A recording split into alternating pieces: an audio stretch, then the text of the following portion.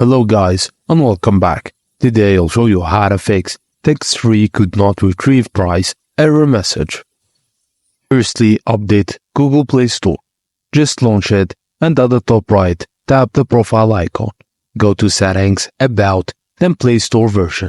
If an update is available, it will automatically download and install in few minutes. 2. Clear cache for Google Play services.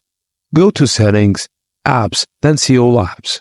Scroll down and then tap Google Play Services, then tap Storage and Clear Cache, then also Clear Data. And thirdly, confirm your payment method is valid. Just open the Google Play app on your device. Tap the profile icon, then Payment and Subscriptions, Payment Methods, and then More, and finally Payment Settings. Sign in to your Google Pay if prompt, and confirm your credit card and billing address are current and valid. And that's it guys. Thank you for watching and please don't forget to like and subscribe for more.